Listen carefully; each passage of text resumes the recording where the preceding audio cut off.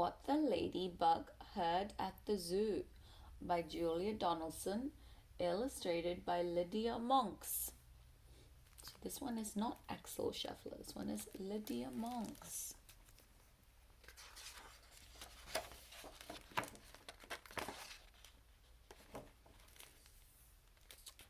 One fine day when the sun shone down, the ladybug took a trip to town. She flew around and she saw the sights, the streets and the shops and the bright, bright lights. She saw the parks and the palace too. Then off she flew to visit the zoo.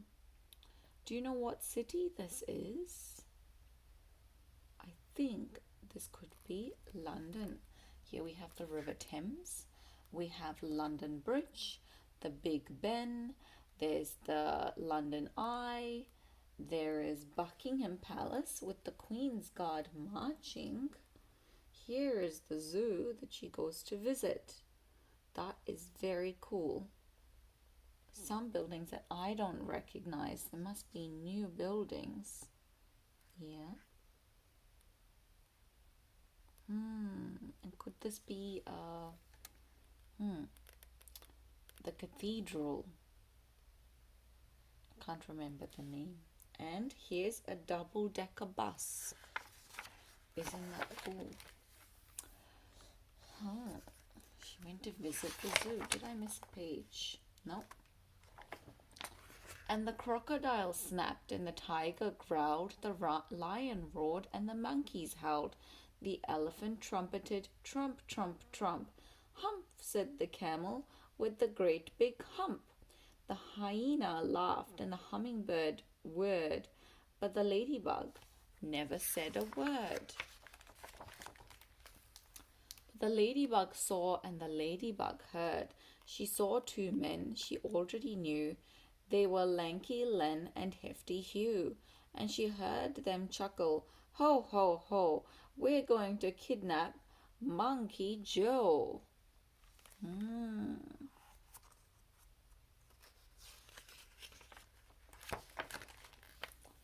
We'll hide till there's no one else about, then we'll pick the lock and we'll get Joe out. And if we give him lots of fruit, he'll do the job and he'll get the loot. The palace isn't far at all.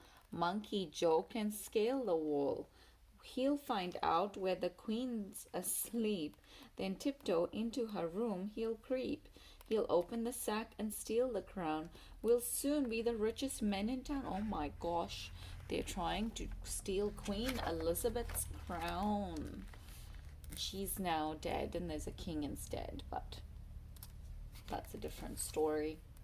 The little ladybug spread the word about the plan that she'd overheard, and the crocodile snapped and the tiger growled, the lion roared and the monkeys howled, the lion trumpeted, trump, trump, trump. Humph, said the camel with the great big hump. The hyena cried and the hummingbird whirred, and all of the animals, feathered and furred, said, no, no, no, no, no, no, we can't let them kidnap Monkey Joe. Here's the crocodile, the tiger, the lion, the monkeys, the camel, the hyena. Here's the ladybug and the hummingbird. But the ladybug told them not to fear, and she whispered a plan in the monkey's ear. Then fast as the wind, fast as a bird, she flew to the palace and had a word with the queen's two corgis, Willow and Holly, and one said gosh and the other said golly. Queen's corgis can talk to the hummingbird, fancy that. And both the dogs agreed to do just what the ladybug told them to do. Here's the queen's corgis, Willow and Holly, saying gosh and golly. At dead of night, the two bad men, Hefty Hugh and Lanky Len, checked there was no one else about. Then they picked the lock and they got Joe out. Look at all the animals with their eyes in the darkness. They carried him off to the palace gate, gave him a sack, then lay in wait. They watched him scale the palace wall, and they muttered, "Careful not to fall." Then they rubbed their hands as they saw him creeping into the room where the queen lay sleeping. Look at that. That's where the queen is sleeping. With her window open. Corgi Holly and Corgi Willow, who lay on each side of the queen's soft pillow, were wide awake, and they said to Joe, "Come on, monkey, off we go." They led the way while the queen still slept, and they showed young Joe where their bones were kept. Then they helped the monkey fill the sack, and they wagged their tails, and he carried it back. So taking all of the corky's bones back instead of the crown. The two thieves yelled, "Hip hip hooray, now let's make our getaway." They carried the sack to a nice quiet park, where the only sound was a distant bark. They found a bench and both sat down, and Hugh said, "Time to see that crown."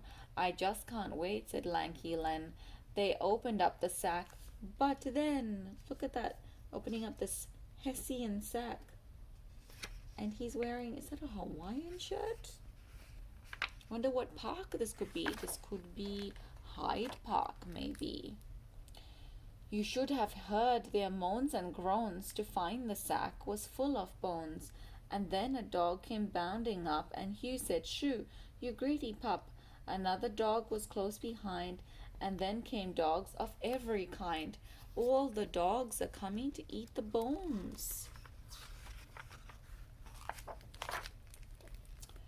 A poodle and a Labrador, a Pekingese poodle, a pug, then more and more. Black dogs, white dogs, grey and brown. It seemed like every dog in town. They seized the bones, and they gnashed and gnawed, tugged and tussled, pawed and clawed. They turned upon the robbers, yelping, "How about a second helping?" Look at that, all the dogs gang up on them. The thieves took off with leaps and bounds, pursued by all the hungry hounds, while the monkey ran and the ladybug flew, with never a stop till they reached the zoo. Then the crocodile grinned and the tiger pranced, the lion leaped and the monkeys danced, the elephants trumpeted, trump, trump, trump. Oh, burp clot. There we go. The elephants trumpeted, trump, trump, trump. Hooray, said the camel with the great big hump. The hyena laughed and the hummingbird whirred, but the ladybug never said a word. How was that? So this book is in memory of Willow and Holly, the Queen's corgis. Do you like it? Did you like that book? What the ladybug heard at the zoo.